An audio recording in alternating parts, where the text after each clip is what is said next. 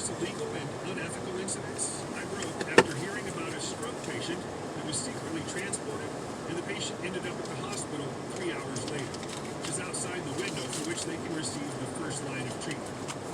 After non-stop conflict with upper management, I could tell I was on the verge of being fired. So I went to work and logged all the dates and times of known illegal transports. I also had a copy of my write-up, which ironically gave me ammo because I have on paper that I was instructed to lie. So I quit and went to the county government regulating agency. I didn't realize how big of a deal this was until they kept sending me to people higher and higher up until I reached the head of the county. They took the log I had and did a surprise bust at the ambulance company. They knew exactly what dates and times to look for and audited everything. Long story short, the ambulance company ended up closing down. I had a lot of friends at that company and I didn't want to screw them over. So I reached out to someone who owns a competing company. They agreed to hire everyone. And everyone that chose to apply from my previous company and give them a raise. But this story's important. If you feel like something is shady or illegal, document it and take it to the appropriate authorities. And our last story. Annoy every person in the terminal? Get your bag confiscated by TSA.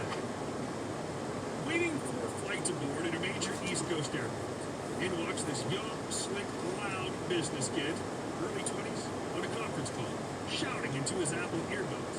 He drops his bag on the one free seat and starts pacing the floor, up and down the aisle, oblivious to dozens of folks eating lunch, working quietly, babies sleeping. Continues pacing and shouting, yup, we'll upload that into the system, blah, blah, blah, jargon, acronyms, and business program, annoying everybody around, making everyone else get out of his way. Folks start giving him the stink eye, but his shouting and pacing continue. His circuit widening until he's walking out of sight, then circling back, still shouting into the air. After 20 minutes of this, I'm over it. Kid stalks off at a hurried pace, abandoning his backpack for the 3 or so minutes it takes him to pace the terminal. So I walk up to a TSA guard and point to the bag.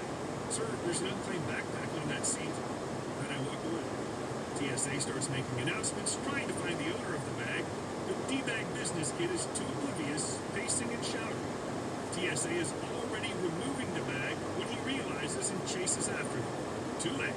He's suspect, and he has to follow them out of the terminal for a bag check. And now it's quiet. Hey guys, thank you all for watching the video to the end, and I'll see you in the next one. Hey there, Mr. Reddit here. Welcome back to another episode of r/Entitled Parent Stories.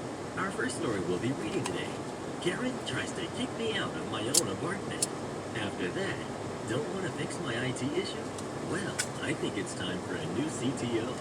And after that, your aura is ugly. We would like a new server. Now for everything